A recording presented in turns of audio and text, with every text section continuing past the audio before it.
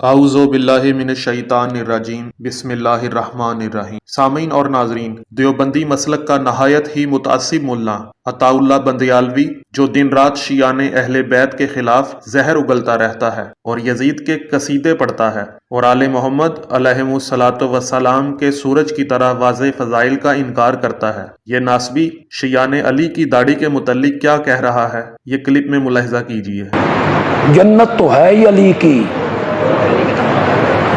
علی علی کرنا تے جنت چ بڑھ جا۔ علی علی نا علی علی،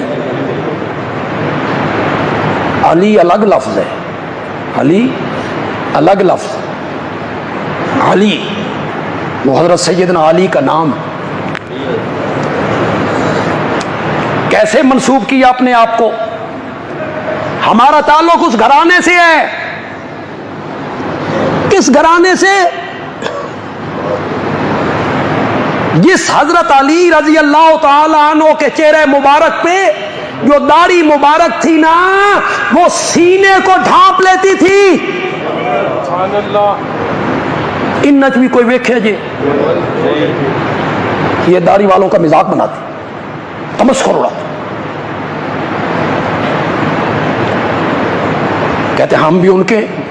جی سامعین، آپ نے عطا اللہ بندیالوی کا کلپ ملاحظہ کیا جس میں اس کا یہ دعویٰ ہے کہ شیعان علی داڑھی نہیں رکھتے، جبکہ ہم شیعان علی داڑھی تو رکھتے ہیں مگر اتنی لمبی نہیں رکھتے جتنی یہ ناسبی رکھتے ہیں۔ شیعہ حضرات کی چھوٹی داڑھی پر اعتراض کوئی نیا نہیں بلکہ صدیوں پرانا ہے۔ انہی کے مسلک دیوبند سے شیعہ ہونے والے مبلغ اعظم کا خطاب پانے والے مولوی محمد اسماعیل اللہ مقامہ کو کچھ مولوی حضرات نے کتابوں کی دکان کے سامنے دیکھا تو آپ کو گھیر لیا اور کہا کہ اسماعیل تم کو شرم نہیں آتی؟ تمہاری مونچھیں اتنی بڑی بڑی ہیں اور داڑھی اتنی چھوٹی۔ تو حاضر دماغ مناظر محمد اسماعیل دیوبندی اللہ مقامہ نے فوراً اہل سنت کے مایہ ناز مفسر ابو بکر جساس کی تفسیر احکام القرآن ان کے سامنے رکھی، جس میں لکھا تھا کہ حضرت عمر فیصلہ سنانے کے بعد خوشی سے مونچھوں کو تاؤ دیا کرتے تھے۔ اور سامعین، رسالہ حی علی خیر العمل صفحہ 33 میں لکھا ہے کہ محمد اسماعیل کہا کرتے تھے کہ میری مونچھیں بھی میرے ساتھ شریک مناظرہ رہتی ہیں۔ جب مد مقابل مولوی اپنی لمبی لمبی داڑھیوں پر ہاتھ پھیر کر مجھے مروب کرنے کی ناکام کوشش کرتے ہیں تو میں مونچھوں پر ایک ہی تاؤ دے کر ان کے چھکے چھڑا دیتا ہوں۔ اور سامعین، کتاب جواب الاستفسارات جو مبلغ اعظم مولوی محمد اسماعیل کی تحقیق عمیق کا ثمر ہے میں لکھا ہے کہ محمد اسماعیل سے سوال ہوا کہ آپ نے ڈیرہ اسماعیل خان میں شیعہ کی محفل میں تقریر کرتے ہوئے فرمایا تھا کہ داڑھی لمبی نہ ہو، لیکن آپ کی کتاب من لا یحذرہ الفقیہ میں لکھا ہے کہ رسول صلی اللہ علیہ وآلہ وسلم نے ارشاد فرمایا ہے کہ مونچھیں کٹاؤ اور داڑھی چھوڑ دو۔ تو مولوی محمد اسماعیل نے اس کا جواب دیا کہ یہ حکم عام ہے اور ہر عام مخصوص البعض ہوتا ہے، لہٰذا داڑھی کا کچھ حصہ چھوڑنے پر یہ حدیث ضرور دلالت کرتی ہے، مگر اس میں لفظ طویل یعنی لمبا ہونا موجود نہیں جس سے لمبی داڑھی رکھنا ثابت ہو، اور یہ حدیث آپ کے ہاں بھی موجود ہے۔ اگر اس کو عام غیر مخصص تسلیم کیا جائے تو آپ کو بڑی تکلیف ہوگی، کیونکہ آپ کی کتاب ترمذی میں لکھا ہے کہ حضور پرنور صلی اللہ علیہ وآلہ وسلم اپنی داڑھی کو طول اور عرض سے کٹوایا کرتے تھے، یعنی حضور صلی اللہ علیہ وآلہ وسلم ریش مبارک نہ لمبی رکھتے تھے نہ چوڑی بلکہ درمیانی ہوتی۔ سامعین، یہ روایت سنن ترمذی میں داڑھی کے بال طول و عرض سے لینے کا بیان کے باب میں حدیث نمبر 2762 میں نقل ہوئی ہے۔ اور سامعین، یہ حدیث سنن ترمذی کے ایک اور ایڈیشن میں آداب اور اجازت لینے کا بیان میں داڑھی کے اطراف سے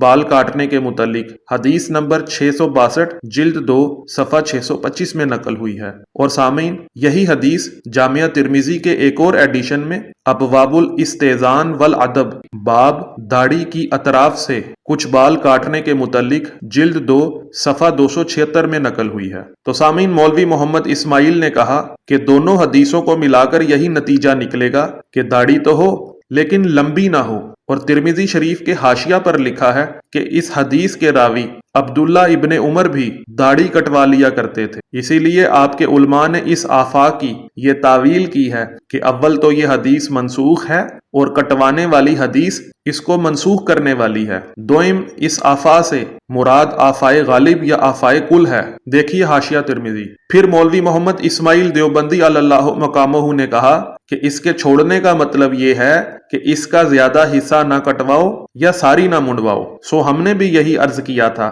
کہ داڑھی لمبی نہ ہو بلکہ درمیانی ہو، مگر آپ کو کسی ملا نے ایک حدیث تو دکھائی مگر دوسری نہیں دکھائی، اس لیے آپ سیخ پا ہو گئے۔ آپ کے مذہب میں بعض بزرگوں نے مٹھی سے زیادہ داڑھی کو مکروہ بھی سمجھا ہے، جیسا کہ در مختار میں لکھا ہے۔ مولوی محمد اسماعیل دیوبندی اللہ مقامہ نے ایک اور حقیقت سے پردہ اٹھاتے ہوئے کہا کہ آپ کے بزرگوں نے تو داڑھی کی توہین بھی فرمائی ہے، جیسا کہ آپ کے امام غزالی نے احیاء علوم الدین میں حضرت مالک سے نقل کیا ہے کہ علم و فضل دیکھا کرو، داڑھی نہ دیکھا کرو، کیونکہ میں نے بعض کتابوں میں پڑھا ہے کہ داڑھی دیکھ کر فریب نہ کھایا کرو، کیونکہ داڑھی تو بکرے کی بھی ہوتی ہے۔ اور آپ کے امام غزالی نے اسی کتاب میں ابو عمر بن علا کا قول نقل کیا ہے کہ قد لمبا سر چھوٹا، چوڑی داڑھی علامت ہے احمق کی۔ تو اسماعیل دیوبندی اللہ مقامہ نے کہا کہ میں نے بخاری شریف سے علامت خوارج میں یہ حدیث پڑھی تھی، جس کا مقصد صرف یہی تھا کہ خوارج باوجود داڑھی ہونے کے دشمن بھی ہوں گے، یعنی یہ علامات شرعیہ ان کو نہ بچا سکیں گی۔ اسماعیل دیوبندی اللہ مقامہ نے مزید کہا کہ ہماری کتاب اصول کافی میں داڑھی کی نسبت ہمارے ائمہ کی سنت ان الفاظ میں درج ہے کہ حسن زیات کہتا ہے کہ میں نے امام محمد باقر علیہ الصلوۃ والسلام کو دیکھا، آپ نے اپنی داڑھی چھوٹی کروائی ہوئی تھی۔ سامعین، یہ روایت اصول کافی میں جلد 6 صفحہ نمبر 487 میں نقل ہوئی ہے۔ پھر اسماعیل دیوبندی اللہ مقامہ نے کہا کہ داڑھی کے چھوٹا ہونے کی وضاحت دوسری حدیث میں یوں آئی ہے کہ محمد بن مسلم کہتا ہے کہ میں نے امام محمد باقر علیہ السلام کو اس وقت دیکھا جب حجام آپ کی داڑھی مبارک کینچی سے چھوٹی کر رہا تھا، تو امام محمد باقر علیہ السلام نے فرمایا کہ اس کو گول کر دے۔ سامعین، یہ روایت اصول کافی میں جلد 6 صفحہ نمبر 487 میں نقل ہوئی ہے۔ تو اسماعیل دیوبندی اللہ مقامہ نے کہا کہ اب آپ ہی سمجھیں کہ طول اور عرض میں جو برابر اور گول ہو جائے وہ لمبی کیسے ہوگی۔ زیادہ سے زیادہ داڑھی جو ہمارے ائمہ معصومین علیہم الصلوۃ والسلام سے مروی ہے وہ قبضہ یعنی مٹھی بھر ہے۔ اس سے زائد کی نسبت یہ حکم ہے کہ جو داڑھی قبضہ یعنی ایک مٹھی سے زیادہ ہو جائے وہ جہنم میں جائے گی۔ سامعین، یہی روایت اصول کافی میں جلد 6 صفحہ 487 میں نقل ہوئی ہے۔ تو اسماعیل دیوبندی اللہ مقامہ نے کہا کہ معلوم ہوا کہ قبضہ زیادہ سے زیادہ داڑھی کی حد ہے، اس سے کم کا حرج نہیں، یعنی داڑھی چھوٹی تو ہو سکتی ہے لیکن ایک مٹھی سے زیادہ نہ ہو، کیونکہ لمبی داڑھی پر وعید نار یعنی آگ کی بشارت ہے۔ الغرض داڑھی پر اعتراض نہیں، صرف لمبی داڑھی رکھنا مکروہ ہے۔ تو مولوی محمد اسماعیل اللہ مقامہ نے مزید کہا کہ بخاری شریف میں علامات خوارج درج ہیں، لہٰذا قص اللحیہ بھی موجود ہے۔ قص کا ترجمہ لغت کی مشہور کتاب منتہی العرب میں داڑھی کا لمبا اور بھاری ہونا ہے۔ تو سامعین، قص اللحیہ یعنی لمبی داڑھی ہونا خارجیوں کی علامت ہے۔ اس کا ذکر متعدد کتب احادیث میں ہوا ہے۔ صحیح بخاری میں انبیاء علیہم السلام کے بیان میں باب اللہ تعالیٰ نے سورۃ الحاقہ میں فرمایا، لیکن قوم عاد تو انہیں ایک نہایت تند تیز آندھی سے ہلاک کیا گیا جو بڑی غضبناک تھی، میں حدیث 3344 میں نقل کیا ہے۔ اور سامعین، خوارجیوں کی علامت صحیح بخاری غزوات کے بیان میں باب حجت الوداع سے پہلے علی بن ابی طالب اور خالد بن ولید کو یمن بھیجنا حدیث 4351 میں بھی نقل کیا گیا ہے۔ اور سامعین، خوارج کی علامت کو صحیح بخاری اللہ کی توحید، اس کی ذات اور صفات کے بیان میں باب اللہ تعالیٰ کا سورۃ المعارج میں فرمانا کہ فرشتے اور روح القدس اس کی طرف چڑھتے ہیں حدیث 7432 میں بھی نقل ہوئی ہیں۔ اور سامعین، خوارج کی علامت صحیح مسلم زکوٰۃ کے احکام و مسائل باب خوارج اور ان کی صفات کا ذکر حدیث 2451 اور 2452 میں بھی نقل ہوئی ہیں۔ اور سامعین، خوارج کی علامت سنن نسائی زکوٰۃ و صدقات کے احکام و مسائل باب جنہیں تالیف قلب کے لیے دیا گیا ہو، حدیث 2579 میں بھی نقل ہوئی ہیں۔ اور سامعین، خوارج کی علامت سنن نسائی قتل و خون ریزی کے احکام و مسائل، باب جو تلوار نکال کر لوگوں پر چلانا شروع کر دے، حدیث 4106 میں بھی نقل ہوئی ہے۔ اور سامعین، خوارج کی علامت سنن ابی داؤد میں سنتوں کے بیان میں، چوروں سے مقابلہ کرنے کے بیان میں، حدیث 4764 میں بھی نقل ہوئی ہے۔ تو سامعین، مبلغ اعظم مولوی محمد اسماعیل علی اللہ مقامہ نے کہا کہ پہلے دیکھ لیا کرو کہ شیعہ سے واسطہ ہے، مسئلہ کے ہر پہلو پر غور کر کے اعتراض کرنا چاہیے، لہٰذا ہم مومن بھی ہیں اور چھوٹی سی داڑھی بھی موجود ہے، اور لمبی داڑھی سے اس لیے احتراز ہے کہ خوارج جیسے نہ دکھائی دیں، تشبیہ سے بچنا بھی ضروری ہے۔